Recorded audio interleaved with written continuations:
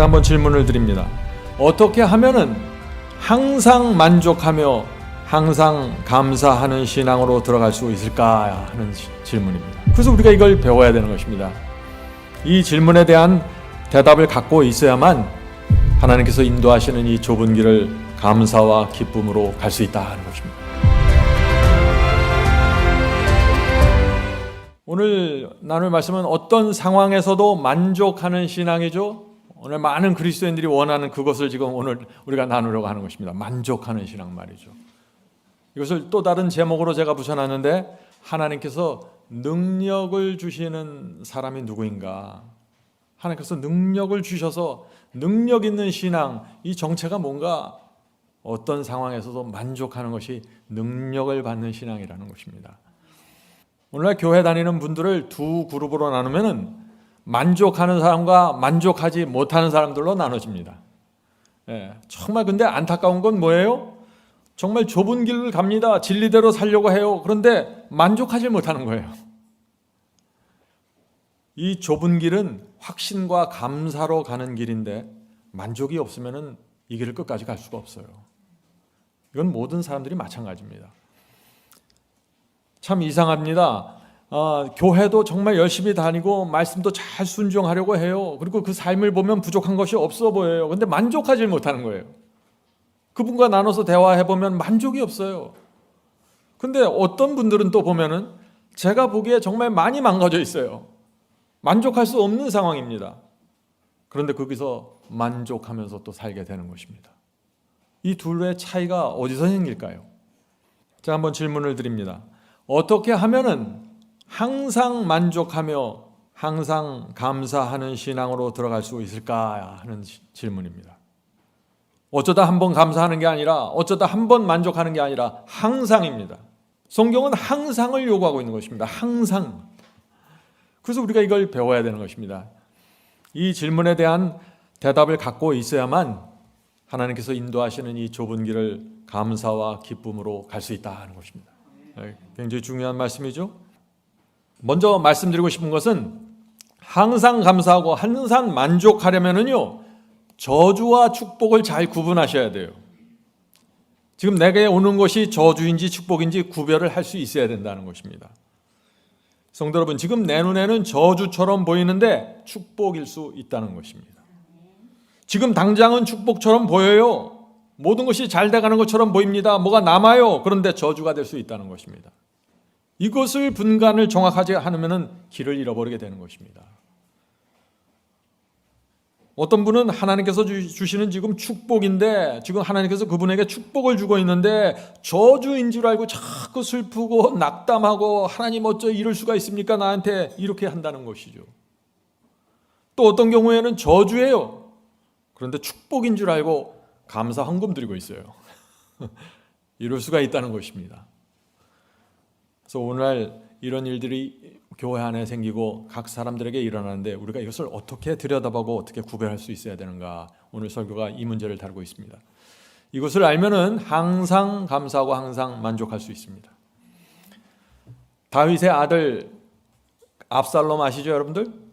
압살롬, 그는 아버지 다윗을 죽이려고 한 그런 사람입니다. 그런데 성경이 이 압살롬에 대해서 아주 특별한 표현을 합니다. 사무엘하 14장 25절입니다. 사무엘하 14장 25절. 온 이스라엘 가운데서 압살롬같이 아름다움으로 크게 칭찬받는 자가 없었으니 그는 발바닥부터 정수리까지 흠이 없음이라. 압살롬에 대해서 이런 칭찬이에요? 이런 말씀 본 적 있으세요? 누가 봐도 축복의 모습입니다. 아름다움 때문에 크게 칭찬받았어요. 발바닥부터 정수리까지 흠이 없다고 했습니다. 그의 긴 머리털은 자랑과 명예의 상징이었어요. 그래서 머리털을 날리면서 말을 타고 다니고, 이 아름다운 압살롬의 모습을 보면 이스라엘의 여인들이 정말 마음이 뜨거워졌을 그런 청년입니다. 그런데 이 압살롬이 어떻게 되었습니까? 노새를 타고 가다가 그 머리카락이, 그 긴 멋있는 머리카락이 상수리 나무에 휘말리면서 나무에 매달리게 됐고 창에 찔려 죽었습니다. 성도 여러분, 이 압살롬이 만약에 다윗의 아들로 태어나서 이렇게 발바닥부터 정수리까지 흠이 없는 자라는 평판을 들었을 때 이스라엘 모든 사람들이 압살롬은 큰 축복을 받았다고 생각했을 것입니다. 그런데 그것이 저주가 되었습니다. 압살롬이 만약에 다윗 왕의 가문에서 태어나지 않고 저 시골의 조그만 곳에서 태어나서 가난하게 살다가 평범하게 살았으면 어떻게 됐을까요? 인간의 눈에는 저주로 보이는데 주님 안에서는 축복이 될 수 있는 것입니다. 축복인 줄 알고 내가 이 길을 선택했어요. 이건 뒷면에 하나님의 축복같이 보인다 하고 내 눈에 그렇게 보여서 그것을 선택했어요. 그런데 그게 결국 저주의 길이 될 수 있다는 것입니다. 참 이상해요. 똑같은 길을 선택하는데 그 길이 어떤 사람에겐 저주가 되고 어떤 사람에겐 축복이 된다는 것입니다. 하나님께서 주시는 것도 있지만 내가 선택하는 것도 굉장히 많이 있어요. 성도 여러분, 우리는 저주처럼 보이는 일들을 통해서 성장하게 됩니다. 그리고 그것을 통해서 주님을 더 가까이 가고 확인하게 됩니다. 이것이 인생을 감사와 만족으로 사는 비결이라는 것입니다. 분명히 슬펐어요. 분명히 고통스럽고, 그러나 성령의 역사를 통해서 이것이 감사가 되고 이것이 만족이 되고 내가 더 성장하게 되는 그 사실을 깨닫게 된다는 것이죠. 이 신앙의 구조를 잘 이해하셔야 좁은 길을 간다는 것이 무엇인지 이해할 수 있는 것이에요. 성도 여러분, 우리가 분명할 것은요, 세상이 구하는 축복은 구하면 안 됩니다. 그런 것들 구하면 우리에게 큰 저주가 될 수 있어요. 세상이 원하는 축복, 그런 거 구하지 마시고 하나님께서 원하시는 축복을 구하세요. 우리는 영적인 축복을 구해야 하는 사람들입니다. 영적인 축복. 영적인 축복이 뭔가요? 영적인 축복을 구하라. 그럼 영적인 축복을 어떻게 구해요? 주님, 저를 더 겸손하게 해주십시오. 이 영적인 축복 구하는 거예요. 주님, 제가 더 주님과 비슷한 사람이 되게 도와주세요. 제 성품이 더 고결할 수 있도록 도와주시옵소서. 제 인격을 이런 상태에 놔두지 말고 고상하게 들어 올려 주시옵소서. 이것이 다 영적인 축복을 구하는 기도예요. 여러분들의 기도 속에 이 영적인 축복을 지금 얼마나 구하고 있습니까? 이것을 구하면은요, 나머지 문제는 따라와요. 나머지 필요한 것들은 다 하나님께서 채워주세요. 하나님께서 가장 듣고 싶은 기도와 가장 주고 싶은 축복이 바로 이 기도입니다. 날마다 이 기도를 하시면서 사시는 분들은 변화가 무엇인지 알게 되고 감사와 만족의 생애를 살게 될 것입니다. 네. 오래전에 어떤 아주 10대 청년이 있었습니다. 이 청년이 암에 걸렸습니다. 얼마나 고통스러웠을까요? 그 어린 나이에 말할 수 없는 고민과 두려움 속으로 들어갔습니다. 그런데 그 청년이 그 괴로움 속에서, 고민 속에서 하나님의 말씀을 읽기 시작했습니다. 또 참된 복음을 전하는 그 설교를 접하기 시작했어요. 삶이 개혁이 됐습니다. 심령이 새롭게 거듭났어요. 정말 놀라운 변화가 생겼습니다. 얼마 전까지만 해도 다 죽어서 그 불만과 인생에 대한 한을 그냥 토로하는데 정신이 없었던 청년이었는데 이제 더 이상 이 아이는, 청년은 어린아이가 아니었습니다.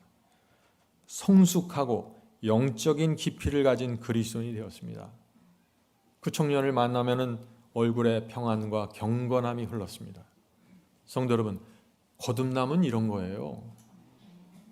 거듭남은 분명한 결과를 가져옵니다. 내 얼굴과 내 삶과 내 태도와 내 분위기에서 분명한 결과를 가져와요. 그 목표, 그것을 정확하게 바라보고 거듭남을 간구하셔야 돼요. 거듭남의 수준을 낮추지 마세요. 성령께서 우리에게 새 마음을 주실 때 어떤 일들이 생긴다는 것을 정확하게 바라보면서 기도하셔야 됩니다. 그 청년에게 암은 저주였습니다. 그런데 그 암이 그 청년을 구원한 것입니다. 저주가 축복으로 전환되는 것입니다. 그 키는 누가 갖고 있어요? 성령께 여러분이 굴복할 때 이루어진다는 것입니다.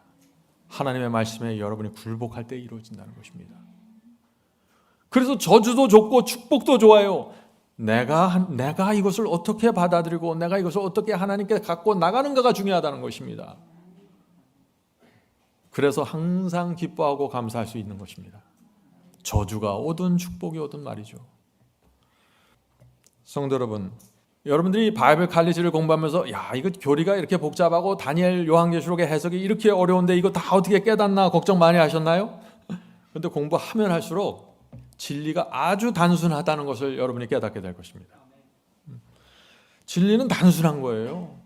진리는 뭐예요? 주님을 만나기 위해서, 우리가 무슨 구원받기 위해서, 주님을 가까이 가기 위해서 많은 것을 알아야 되는 게 아니에요. 한 가지가 분명해져야 된다는 것입니다. 그것은 내가 알고 있는 말씀, 그 말씀을 따라 내 생애를 제단 위에 올려놓아야 된다는 것입니다. 남김없이 말이죠. 위대한 그리스도인들은 많은 것을 아는 사람들이 아닙니다. 참된 신앙인은 내가 알고 있는 빛, 내가 하나님께서 내게 주신 그 진리의 말씀에 내 온 마음을 드린 사람들이에요. 여러분들이 5개를 알았으면 5개 주세요. 3개 한 사람들은 3개를 주세요. 그러면 거기서부터 주님께서 여러분을 인도하신다는 것입니다. 많이 아는 것이 아니라 내게 주어진 이 빛에 온전히 내 마음을 드리고 굴복하는 것입니다. 성도 여러분, 주님 안에서 행복하고 만족하게 사는 공식이 있습니다. 오늘 우리가 이 공식을 좀 배우려고 합니다. 그 공식대로만 여러분들이 사신다면은 개런티답니다. 만족하고 평안하게 살게 되는 것입니다. 제가 말씀드렸죠. 이 행복하고 만족한 삶에는 많은 공부, 많은 재산이 필요한 게 아니에요. 좋은 가족, 명문학교도 필요 없어요. 그런 거 다 필요 없어요. 행복과 만족한 삶을 살려면은 딱 2가지만 있으면 돼요. 2가지가 뭐예요? 하나님께서 주시는 진리를 단순한 마음으로 받고 순종하십시오. 온전한 마음으로 믿으세요. 그리고 그것을 내 온 생애로 부둥켜 안고 살아가세요. 이게 첫 번째입니다. 2번째는 성령께서 내 마음에 그때그때 호소하고 인도하실 때마다 그것을 겸손하게 붙잡고 성령을 의지하고 따라가세요. 이 2가지만 여러분의 생애 속에서 이루어진다면 여러분은 감사와 확신으로 살아가게 되고 행복한 삶을 살 수 있습니다. 여러분의 상황과 여러분의 재산과 여러분의 학벌이 어떠하든지 간에 그건 상관없어요. 여러분이 지금까지 어떻게 망가진 생애를 살아왔는지 그것도 상관없어요. 오늘부터 여러분이 이 마음을 가지면 오늘부터 여러분의 생애는 달라질 수 있는 것입니다. 그것이 성령께서 하시는 역사고 말씀의 파워예요. 여러분의 온 마음을 달고 믿으셔야 됩니다. 오늘 빌립보 4장을 통해서 우리가 이 말씀을 좀 살펴보려고 하는 것입니다. 빌립보 4장이 나오는 말씀 한 절 한 절 읽으면서 참된 행복과 만족으로 가는 길 보겠습니다. 빌립보 4장 13절부터 보겠습니다. 빌립보 4장 13절 여러분들이 다 아는 말씀이죠. 모든 그리스도인들이 이걸 원합니다. 내게 능력 주시는 자 안에서 내가 모든 것을 할 수 있느니라. 얼마나 기가 막혀요. 이게 가능하니까 써놓은 거지 뭐 가능하지도 않은데 이렇게 써놨겠어요? 바울이? 가능한 거예요. 방법을 알아야 된다. 이거 방법을. 제가 질문을 먼저 드리고 시작하겠습니다. 어떻게 하면 내게 능력 주시는 자 안에서 내가 모든 것을 할 수 있을까요? 바울이 이것을 대답을 한다 이거예요. 빌립보 4장에서 바울이 분명한 방법을 제시하는데 이 바울이 내놓는 이 말씀을 우리 생애에 적용하면은 어떻게 돼요? 고통 끝, 행복 시작입니다. 예. 자, 바울이 4단계로 설명합니다. 4단계. 자, 첫 번째 단계가 뭐예요? 감사입니다. 빌립보 4장 6절 아무것도 염려하지 말라 오직 모든 일에 기도와 간구로 너희 구할 것을 감사함으로 하나님께 아뢰라. 자, 여기서 염려라고 그랬는데 염려를 원어로 보면 염려로 가득 찬 이란 뜻이라고 해요. 염려로 가득 차 있어요. 근데 이 성경에서 말하는 염려는 세상에서 말하는 염려하고 다릅니다. 성경에서 이 말하는 염려는 너희들이 네 자신을 의지하기 때문에 생기는 쓰라린 근심, 그것을 염려라고 하는 것이에요. 성경이 말하는 염려가 뭐예요? 나를 의지해서 살 때 생기는 염려, 그것을 성경이 말하는 염려예요. 하나님을 의지하면서 살다가도 염려가 있을 수 있나요? 그러나 염려가 있을 수 있죠. 그러나 그것은 이 염려하고 다르다는 것이죠. 그것은 나를 겸손케 하고 나를 하늘로 인도하게 하는 필요적절한 고난이라고 보는 것입니다. 네? 자, 아무것도 염려하지 말라. 염려하지 말라는 말이 그러니까 뭐예요? 너희 자신을 의지하지 말고 하나님을 의지하라는 것이에요. 성경에서 염려하지 말라, 하나님을 의지하라는 말과 동의어예요. 그러니까 하나님을 의지하지 않으면 염려에서 빠져나올 수 없다는 것입니다. 상황이 어떻게 풀릴지 모르지만 하나님을 의지하고 믿음으로 감사함으로 기도하라. 이것이 바울의 말씀이에요. 아무것도 염려하지 말고 오직 모든 일에 기도와 간구로 너희 구할 것을 감사함으로 하나님께 아뢰라. 성도 여러분, 이제 이 말씀의 의미가 분명해지지 않습니까? 아무리 상황이 어둡고 암울하게 보일지라도 하나님을 신뢰함으로 감사하라는 것입니다. 하나님께서 나를 위한 최선의 길로 인도하신다는 것을 내가 믿기 때문입니다. 믿음으로 염려에서 빠져나오는 것입니다. 믿음으로. 만족과 기쁨은 그러니까 어디에 달려 있어요? 저와 여러분의 믿음에 달려 있다는 것입니다. 무엇을 믿어요? 하나님을 믿는 것이에요. 돈을 최고라고 믿으면 돈이 들어와야 감사하고 만족이 생기죠. 그렇죠? 돈이 빠져나가면 그다음부터 불안해지기 시작해요. 왜? 돈을 믿고 있었으니까. 그래서 돈을 믿는 사람은 계속 돈이 들락날락 거릴 때마다 계속 염려해요. 돈을 믿고 있으니까. 또 칭찬과 명예를 중요한 것으로 이렇게 믿고 있으면 어떻게 돼요? 칭찬을 받고 명예가 생겨야 기쁨이 생기고 사는 맛이 나는 거예요. 또 사람들의 인정을 중요하게 믿으면 어떻게 될까요? 늘 사람들의 주변에 눈을 의식하면서 살게 됩니다. 내가 인정을 못 받으면 또 슬퍼져요. 인생이 감사하지 않고 만족이 없습니다. 또 사람들의 박수를 받고 인정받기 시작하면 그때 또 인생의 살맛이 나기 시작해요. 믿음이 어디에 가 있냐 이거. 믿음이, 내 믿음이 하나님의 눈을 보지 않고 사람의 눈을 보면서 살면은 우리의 인생은 계속해서 요동칩니다. 성도 여러분, 우리가 무엇을 믿고 사는가에 따라 행복과 만족이 결정돼 버립니다. 하나님을 믿으면 어떻게 돼요? 아무것도 염려하지 말고 감사함으로 너희가 필요한 것을 구해. 그럼 하나님께서 알아서 응답하실 거야. 이 얘기예요. 지금 하나님께 대한 온전한 신뢰와 믿음입니다. 이 안으로 들어가면은 진리 안에서 완전한 자유를 누리게 돼요. 누가 나를 인정하든지 인정하지 않든지, 이번 달에 뭐 집값이 떨어졌든지 오르든지 전혀 이런 데서 벗어나게 되는 거예요. 자, 이렇게 오직 감사함으로 하나님을 믿고 기도하면은 두 번째 단계로 넘어가게 된다는 것입니다. 첫 번째 단계가 있어야 두 번째 단계가 있는 것입니다. 이걸 잘 이해하셔야 돼요.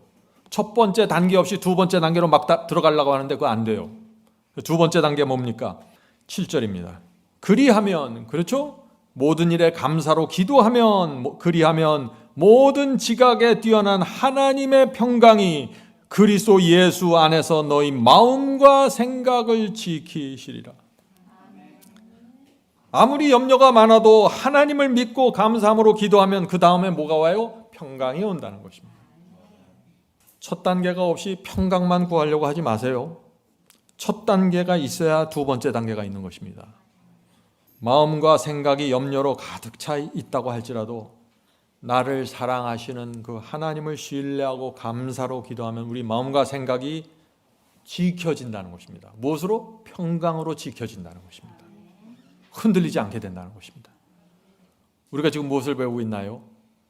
만족과 기쁨으로, 감사로 이 세상을 살아가는 방법을 말하는 것입니다. 그런데 어쩌다가 한 번이 아니라 항상 여기에서 하나님께서 능력을 주시는 신앙의 비결이 나온다는 것입니다. 성도 여러분, 필요한 것이 있으면 하나님께 구하세요. 네? 구하십시오. 그런데 감사로 구하시라는 것이에요. 왜 우리가 감사로 구할 수 있어요? 믿기 때문에 감사로 해요. 나를 최선의 길로, 나의 인생의 최선의 길로 인도하신다는 하나님의 신뢰가 있기 때문에 믿음으로 감사로 기도할 수 있는 것입니다. 기도하셨으면 어떻게 돼야 돼요? 하나님께 맡기셔야죠.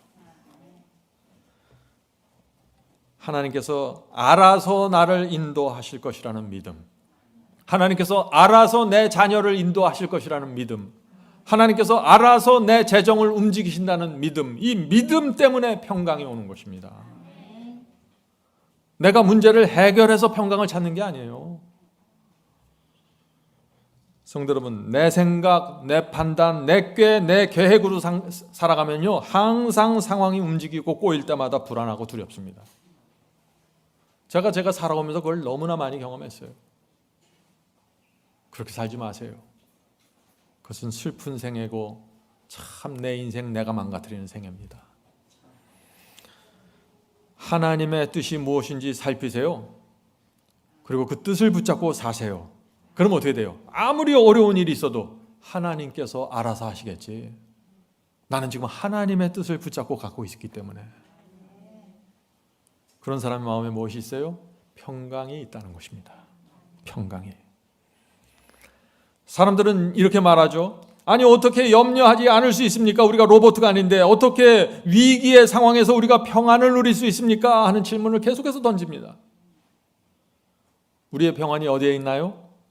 하나님을 신뢰하기 때문에 생기는 것입니다. 이걸 잊지 마셔야 돼요. 제가 이런 질문을 던지면 여러분들 이제 로봇처럼 대답하셔야 돼. 우리 머릿속에 진리가 인이 박혀야 돼요. 하나님께서 우리를 어떻게 인도하시고 어떻게 평안을 주시고 어떻게 우리를 평강 속에서 지켜내시는지 이 공식이 머릿속에 딱 들어가 있어야 된다는 거예요. 나를 위해서 십자가에서 돌아가신 그리스도, 나를 나보다 더 사랑하시는 그리스도, 내 자녀를 나보다 더 염려하시는 그리스도께 맡기는 것입니다. 그리고 염려하지 않고 평강 속에서 살아가는 것입니다. 이렇게 될 때 사람들이 기이한 눈으로 바라보는 것이에요. 저 사람은 저주를 받았는 줄 알았는데, 저 사람은 인생에 큰 문제가 생긴 게 틀림없는데 어떻게 저렇게 믿음과 평강 속에서 살아갈 수 있을까? 바로 그 모습이 하나님께서 우리를 통해서 보여주고자 하는 모습이에요. 이 세상에. 세상이 걱정할 때 나도 걱정하고 세상이 눈물 흘릴 때 나도 눈물 흘리고, 그 무슨 차이가 있어요 그게? 성도 여러분, 조심해야 됩니다. 나를 생각하고 내 계획을 생각하고 내 입지를 생각하고 내 앞날을 생각하고 나를 계속해서 생각하면 불안해져요. 내 미래에 집중하게 되면 금방 평강을 잃어버립니다. 제가 이제는 나이가 들어서 그런 일은 안 생기지만은 20대 후반, 30대 초반에 그런 일이 많았어요. 제 미래를 생각하면, 제가 그때 시골에서 있었는데 이 시골에서 내 미래를 생각하면 미래가 안 보여요. 너무나 어두웠어요. 두려움과 뭐라 그래요? 불안정함이죠. 아무것도 개런티 되지 않는 것처럼 그런 상황 속에서 아침에 말씀을 읽으면 믿음이 충천하게 올라오는데 오후가 되면 쫙 가라앉으면서 불안과 두려움과 쫙 머리 위부터 쫙 내려와서 발끝까지 가는 것 같아요. 그러면 짜증이 나고 불안해지고 말이 거칠어지고. 왜 그래요? 하나님께 대한 믿음이에요. 하나님께 대한 믿음을 잃어버린 거예요. 그때 하나님께서 나를 가장 불쌍히 보시고 내 인생을 위해서 가장 완전한 계획을 세우시고 나를 인도하고 계셨으니, 그때 제가 하나님을 믿지 못하고 뭘 믿은 거예요? 내 생각, 내 계획, 내 미래, 이걸 자꾸 생각하면서 무너져 버린 것입니다. 우리 교회 청년 여러분, 미래 염려하지 마세요. 미래를 하나님께 맡기지 않으면 20대, 30대 때 신앙을 할 수가 없습니다. 굉장히 중요한 포인트예요, 이것이. 그럼 우리가 어떻게 해야 되나? 나를 생각하는 대신에 하나님을 생각해야 된다는 것입니다. 내 인생을 어떻게 내가 성공적으로 끌어갈까 생각하지 말고 하나님을 생각하면서 내가 내 인생 속에서 어떻게 하나님께 영광을 돌릴 수 있을까? 이거를 고민하셔야 돼요. 먼저 그 나라와 그 의를 구하라. 그리하면 다 채워주신다 그랬잖아요. 여기까지 인도하신 하나님을 생각하면서 우주를 만드신 하나님의 능력을 바라보면서 나가야 되는 것입니다. 저도 그랬어요. 제 인생을 보면은 한참 내가 제 인생에 대해서 걱정하다 가만히 보니까 내가 하나님을 전혀 안 믿는구나. 말씀 한마디로 사자를 만들고 고양이를 만들고 코끼리를 만드는 하나님이신데, 달과 해를 만드시는 하나님인데 나 하나 해결하지 못해 하나님이? 이건 너무 말이 안 되는 거예요. 성도 여러분, 하나님의 능력을 신뢰하십시오. 하나님은 충분히 여러분의 생애를 끌고 가실 수 있는 분입니다. 그렇게 될 때 마음에 평강이 있는 거예요. 이걸 진짜 믿으셔야 돼요. 염려와 걱정 속에서 하나님을 신뢰하고 감사로 기도하면 그 다음에 뭐가 온다 그랬죠? 마음의 평강이 깃든다고 했습니다. 그렇게 마음의 평강이 오면은 그 다음에 세 번째 단계로 넘어갑니다. 세 번째 단계가 뭔지 아세요? 경건이에요. 경건. 많은 분들이 첫 번째 단계, 두 번째 단계 뛰어넘어서 경건하게 살려고 노력하다가 다 무너져 버려요. 첫 단계 건너뛰고 두 번째 단계 건너뛰어서 세 번째 단계 내가 이렇게 아름다운 경건한 삶을 살아야지 하다가 도전하다가 다 무너져 버려요. 율법주의가 돼 버려요. 억지로 이걸 만들어내려고 그래요. 내가 이것도 순종하고 저것도 행해서 내가 저거를 만들어내야지 내 인생 속에. 잘못된 것이라는 것이죠. 빌립보 4장 8절입니다. 종말로 형제들아 무엇에든지 참되며 무엇에든지 경건하며 무엇에든지 옳으며 무엇에든지 정결하며. 모든 그리스도인들이 이런 삶을 원하지 않나요? 이런 거 싫어하는 사람 어디 있어요? 다 원해요. 이런 삶을. 모든 그리스도인은 이렇게 살길 원해요. 근데 이렇게 안 돼요. 왜? 첫 번째, 두 번째 단계를 건너뛰어서 그래요. 세 번째 단계로 바로 들어와서 그래요. 하나님께 대한 철저한 신뢰와 믿음이 있으셔야 됩니다. 그리고 우리 마음에 평강이 있어야 돼요. 하나님을 의지해서 생긴 그 평강. 그게 있으면 자연히 이 세 번째 단계의 열매들이 맺히게 돼요. 안 맺힐 수가 없어요. 이거는. 무엇에든지 정결하며 무엇에든지 사랑받을 만하며 무엇에든지 칭찬할 만하며 무슨 덕이 있든지 무슨 기림이 있든지 이것들을 생각하라. 너희는 내게 배우고 받고 듣고 본 바를 행하라. 그리하면 평강의 하나님이 너희와 함께 계시리라. 전 여기서 바울의 말씀 중에 너희는 내게 배우고 받고 듣고 본 바를 행하라. 참 이 말씀이 부럽습니다. 저도 이런 얘기를 할 수 있었으면 얼마나 좋을까. 정말 우리가 이런 이야기를 내 가족들과 내 친지들에게 할 수 있는 사람이 되기를 바랍니다. 그것은 양심적이어야 돼요. 사람이 하나님의 말씀과 성령 앞에서 양심적이고 겸손하면은 이런 삶을 살게 돼요. 자, 세 번째 단계 경건이죠. 하나님을 믿으면 어떻게 돼요? 우리 마음에 평안이 있다고 했습니다.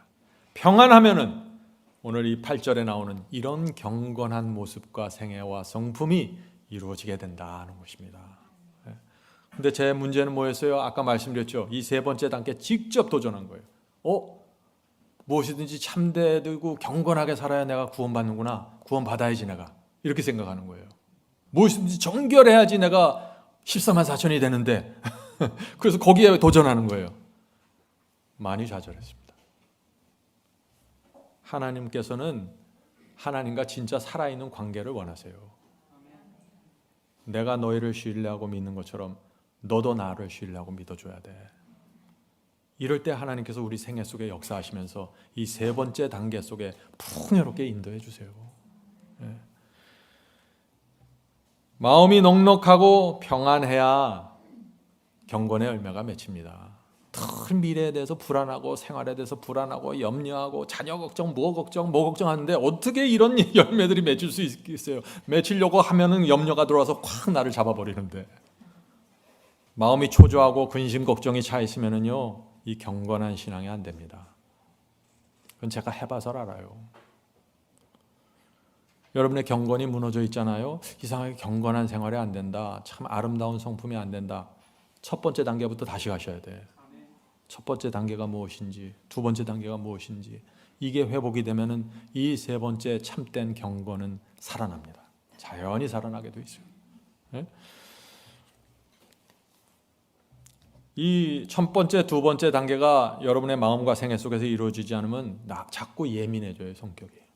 자꾸 상처 쉽게 받고 감정적이 되고 조금만 문제 있으면 흔들립니다. 풍요롭고 확고함이 없어져요. 여러분들 이걸 잘 아셔야 돼요. 우리는 다 이걸 배워가는 사람들이에요. 부끄럽게 생각할 거 없어요. 전 지금도 배우고 있어요. 오늘 말씀을 통해서 성령께서 여러분 각자의 문제를 다 아실 겁니다. 어떤 사람은 이런 문제, 어떤 사람은 첫 번째 단계의 문제가 생겼고 어떤 사람은 두 번째 단계. 다 단계 문제가 있는데 각 사람에게 문제를 살펴주시고 진단하실 때 여러분들이 겸손하게 그것을 받게 되길 제가 간절히 바랍니다. 하나님을 믿으세요. 하나님을 정말 온 마음으로 믿으면 그 마음에 하늘의 평강이 찾아옵니다. 그런 사람은 생각하고 계획하고 말하는 것이 경건하게 돼 있어요. 하나님의 말씀 안에서 이루어지게 돼 있습니다. 이것은 열매이기 때문에 그런 것입니다. 이걸 만들어내거나 조작하려고 하지 마세요. 위선이에요. 그렇게 해서 될 일도 아니에요. 이것이.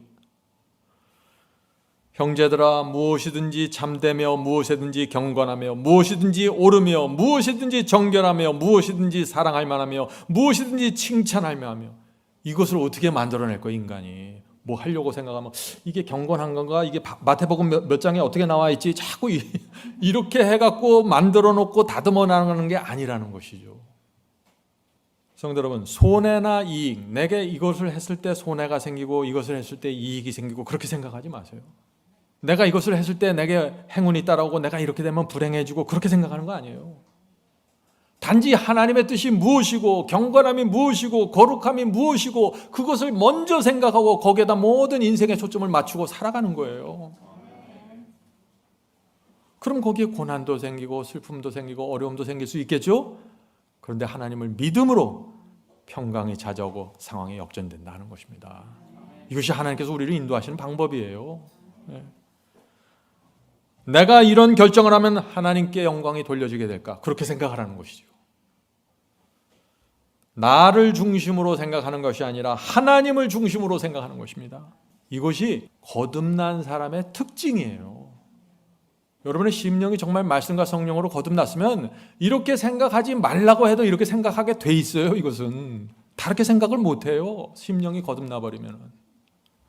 많은 사람들이 이런 패턴으로 생각하죠.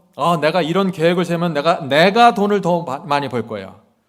내가 이렇게 생각하면 나에게 복이 더 올 거야. 내가 이렇게 하면 내가 더 높은 자리에 올라가겠지. 내가 이렇게 결정하면 내가 성공하겠지. 초점이 어디에 맞춰 있어요? 나에게 맞춰 있다는 것입니다. 나. 이것이 불행과 염려로 들어가는 길입니다. 근데 바울은 그렇게 하지 말라고 했잖아요. 성령으로 인도하는 사람들은 무엇을 하든지 참되기를 원하는 것입니다. 잘 보세요. 이 차이가 뭔지. 한쪽에서는 결과에만 맞춰서요. 이렇게 해야 돈이 많이 벌리고 이렇게 해야 행복이 찾아오고 이렇게 해야 뭐가 오고, 또 한쪽에서는 과정에 초점을 맞춘 사람입니다. 내가 어떻게 해야 참되지? 내가 무슨 결정을 해야 경건한 결정이지? 전부 과정과 동기와 의도에 맞춰져 있는 거예요. 이것이 거듭난 자의 특징이에요. 선교의 결과에 제가 초점을 맞추고 하는 게 아니에요. 선교를 위해서 내가 어떤 과정을 밟아야 되지? 영혼을 구원하기 위해서 내가 어떤 복음을 전해야 되지? 결과는 하나님께서 하시는 거고, 여러분들도 삶 속에서 마찬가지라는 것입니다. 내가 비즈니스 어떻게 해야지 잘 될까? 과정에 집중하세요. 내 사업을 먼저 하나님께 바치시고 그 과정에 집중하세요. 그러면 하나님께서 결과를 만들어내신다는 것입니다. 이 세상의 삶은요, 내 생각대로 움직여지지 않아요. 아무리 나나 하고 내가 계획 세워도 내 뜻대로 되는 거 하나도 없어요. 가만히 생각해 보세요. 아니, 나도 내 마음대로 안 되는데 내 집사람도 내 마음대로 안 돼요. 내 자녀들도 내 마음대로 안 되고. 근데 누굴 내 마음대로 해요? 그건 안 되는 거예요. 처음부터. 욕심이지 그거는. 내 생각대로 계획하고 내 힘으로 길을 열면서 열심히 살아가면요, 일은 될지 모르겠지만 하나님께서 주시는 평강은 사라집니다.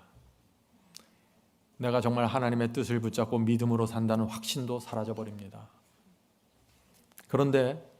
그래서 제가 이렇게 살라고 여러분에게 권하는 것이에요.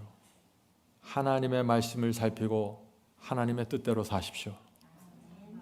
하나님의 진리가 뭔지 살피고 진리대로 사십시오. 그렇게 되면은 우리가 자연히 내 삶 전체가 이 세상을 위해서 사는 것이 아니라 하늘을 위해서 사는 거로 이렇게 꼴지어져 갑니다. 네. 주님만을 위해서 살게 돼요. 그렇게 살면은. 그런데 또 어떤 분들이 그런 얘기를 하죠. 목사님, 그런 식으로 살면 너무 힘들어지잖아요. 인생이. 문제가 자꾸 생기고 손해도 보고. 이 세상 사람들보다 더 힘들게 살 수도 있습니다. 그러면 좀 어때요? 바울도 그렇게 살았어요. 바울도 많은 기회를 가졌던 사람입니다. 사내들인 회원으로 부와 학식을 다 누릴 수 있었던 위치에 있었던 사람이에요. 그러나 바울이 진리대로 살기로 선택했을 때 사람들의 눈에 볼 때 저주 같은 그런 삶을 살았어요. 근데 바울은 모든 것에 감사하면서 확신 속에서 그 생애를 살아갔다는 것입니다. 이것이 비밀이에요. 바울은 핍박받았습니다. 이름도 명예도 없는 사람이 되어버렸어요. 무엇이든지 참되며 무엇이든지 경건하며 무엇이든지 옳으며 무엇이든지 정결하게 살았습니다. 그렇게 살다가 가난하게 되었고, 그렇게 살다가 매맞고 고통당했고 순교당했어요. 그것이 하나님께서 바울을 보여주시는 거예요, 우리에게. 그럴지라도 바울은 흔들리지 않았다는 것입니다. 여전히 바울은 하나님을 신뢰하고 감사와 확신으로 하나님께서 자기에게 주신 그 길을 걸어갔다는 것입니다. 그래서 바울이 어떻게 됐어요, 지금? 기독교 전체가 바울을 존경하고 있잖아요. 어떻게 사시겠어요? 오늘 우리가 나눈 말씀대로 살아가면은요, 손해보는 것 같고 인정 못 받는 것 같고 그러죠? 그러나 여러분, 이런 길을 10년, 20년 걸어가면 어떻게 되는 줄 아세요? 여러분들 가족들이 여러분을 진심으로 존경하게 될 것입니다. 여러분의 아내와 남편이, 자녀들이. 나는 신앙이 없지만 우리 엄마는 정말 신앙인이네. 이렇게 될 거예요. 그러면 성공이에요. 그 나머지는 성령께서 내 가족들의 마음속에 호소하시고 인도하심으로써 그 사람들을 구원하실 것입니다. 자, 이제 네 번째 단계로 넘어가겠습니다. 네 번째 단계. 빌립보 4장 11절입니다. 내가 궁핍함으로 말하는 것이 아니라 어떠한 형편에 있든지 내가 자족하기를 배웠노니. 중요한 키워드죠. 자족하기를 배웠다. 내가 비천에 처할 줄도 알고 풍부에 처할 줄도 알아. 모든 일에 배부르며 배고픔과 풍부와 궁핍에도 일체의 비결을 배웠노라. 내게 능력 주시는 자 안에서 내가 모든 것을 할 수 있느니라. 내게 능력 주시는 자 안에서 모든 것을 할 수 있다. 이 신앙의 비결이 뭔지 아시죠? 지금 바울이 말씀한 겁니다. 내가 궁핍하든지 잘 살든지 못 살든지 자족한다는 것입니다. 자족. 배부르든지 배고픔이든지 어디 선진국에 살든지 후진국에 살든지 일체의 비결을 배웠다는 것입니다. 가난한 환경, 부유한 환경, 어느 환경에 내가 주어지든지 그 속에서 살아간다는 거예요. 뭐로? 만족과 평강으로. 이런 사람에게 뭘 주신다고요? 내게 능력 주시는 자 안에서 내가 모든 것을 할 수 있다. 왜요? 배웠기 때문입니다. 연단 받았기 때문이에요. 성장했기 때문이에요. 성장도 하지 않고 연단도 되지 않고 진리 안에서 정말 엎치락 뒤치락 거리면서 승리해온 그런 아무런 경험도 없는 사람들이 능력 주세요, 능력 주세요. 이거 완전히 잘못됐다는 얘기죠. 어떤 사람이 괴롭혀도 자족하고 돈이 없어도 자족하고 어떤 문제가 생겨도 하나님을 신뢰하고 감사하고 그러면서 필요한 것이 있으면 구하고 그리고 하나님께 맡기고 마음의 평강을 갖고 그렇게 살아가는 것이 뭐예요? 자족이라고 말하는 것입니다. 자족. 그러니까 이 사탄이 바울을 흔들 수 있는 아무런 것이 없는 거예요. 건덕지가 없는 거예요. 모든 것에 자족하고 있기 때문에 그렇죠. 돈으로 흔들려고 하는데 부유함 속에서도 교만해지지 않고 그 안에서 하나님께 감사하면서 자족하고 살아요. 가난하게 만들어서 흔들려고 하는데 뼈 빠지게 가난한데도 하나님을 신뢰하고 감사하면서 자족하고 살아요. 뭘로 흔들겠어요, 바울을? 이것이 항상 범사에 감사하고 만족하는 신앙의 비결입니다. 성도 여러분, 우리 온 힘을 다해서 이것에 초점을 맞추고 이것을 배울 수 있도록 주님께 기도해야 되는 것입니다. 이것을 놓쳐버리면요, 여러분이 아무리 교리 해석 갖고 있고 뭘 붙잡고 있어도 다 무너지게 됩니다. 결국엔 무너져요. 모세를 생각해 보죠. 모세는 당시 최고의 대국이죠. 애굽 하면은 지금의 미국보다 더 강력한 나라였는지도 모르겠어요. 그 나라의 왕이 될 수 있는 자리에 있었던 사람입니다. 이 모세는 이 세상에서 얻을 수 있는 모든 부귀 영광을 다 얻을 수 있는 위치에 있었어요. 자기가 원하기만 하면 뭐든지 할 수 있었습니다. 애굽의 최고 자리에 올라갈 수 있었죠. 그런데 어떻게 했어요? 이 모세가 하나님을 위해서 노예가 됐어요. 상상이 되세요? 하나님을 위해서 내가 노예가 되겠습니다. 하나님께서 주신 이 진리 때문에 이 진리를 지키려면 노예가 돼야 되겠군요. 이런 결정을 하는 것입니다. 결정. 신앙은 결정입니다. 여러분의 결정 없이 아무것도 이루어지질 않아요. 성령께서 호소하시고 말씀으로 보여주실 때 계속해서 결정하면서 나가야 되는 것이에요. 그래서 어떻게 됐어요? 하나님께서 이 애굽에서 그 높은 학문으로 이것저것 나쁜 버릇 갖고 있고 교만해져 있던 이 모세를 광야로 옮기셔서 40년 동안 훈련시키잖아요. 그래서 훈련받기 위해서 40년 동안 광야에서 궁핍하게 살았습니다. 짐승들 뒤치다거리 하면서 말이죠. 이 모세가 뭘 배웠어요? 이 광야에서 어떤 상황에서도 주님을 믿고 신뢰하고 감사로 기도하는 것을 배웠다는 것입니다. 아무도 자기를 인정해 주지 않고 광야에서 동물들 뒤치다거리 하는데 누가 인정해 주겠어요? 그전에는 애굽에 궁전에 있을 땐 사람들이 다 자기를 보살펴 줬죠. 뭐 필요하다 하면 갖다 주고. 이젠 동물들 뒤치다거리 하는 거예요.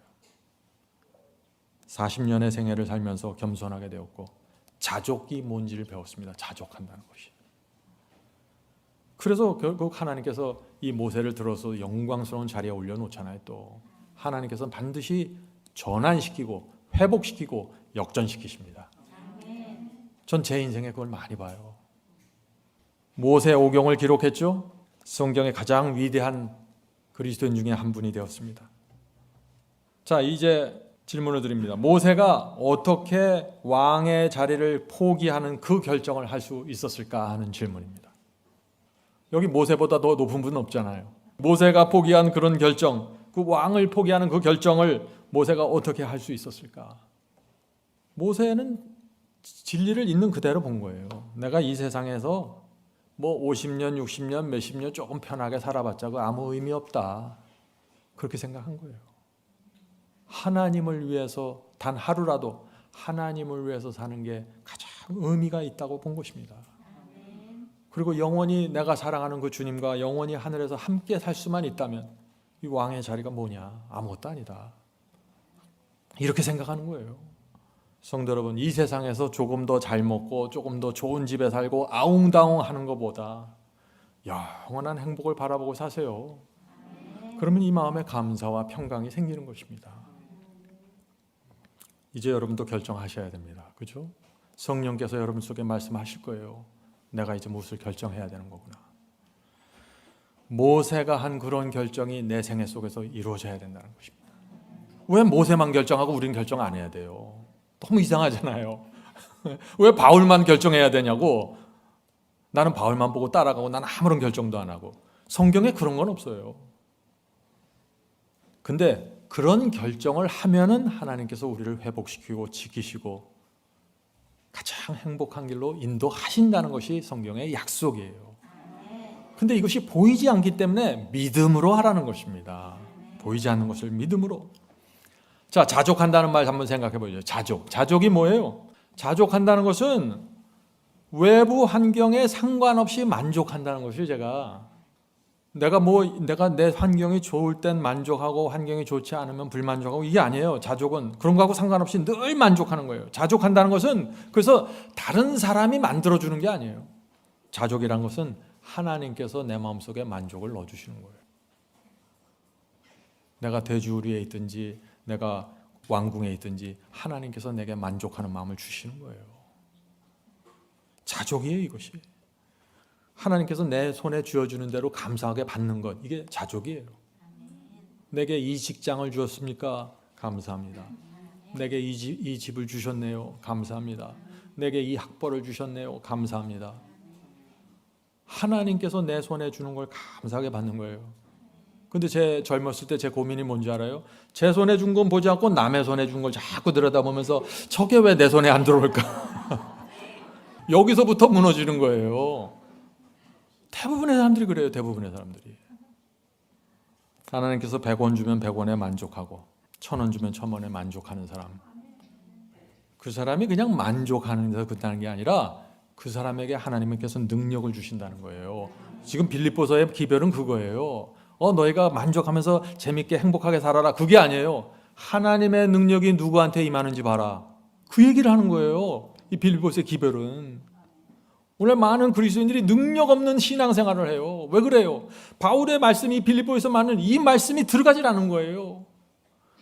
사람들이 다 감사하기만 하려고 그래. 감사, 범사에 감사해야지. 늘 감사함이 있어야 될 텐데 이건 감정이에요. 하나님께서 원하시는 것은 감사한 감정을 주는 게 아니에요. 하나님께서 원하시는 최종적인 목적은 능력을 주길 원하는 거예요. 능력 있는 그리스도인으로 살아가는 모습을 온 세상 앞에 전시해 주길 원하는 거예요. 자족하지 못하면 어떻게 될까요? 계속해서 다퉈요. 경쟁해요. 비교해봐요. 저 집사님 집에는 요새 피아노 저게 들어갔는데 나도 바꿔야지. 계속해서 경쟁하는 거예요. 이렇게 되면 어떻게 돼요? 감정이 계속해서 오르락 내려가면서 만족과 행복을 모르는 거죠. 이런 신앙이 어떻게 능력이 있겠어요? 전혀 능력하고는 상관없는 거예요. 이거는 그냥 계명만 문자 그대로 지켜가는 거예요. 생명이 빠진 상태에서.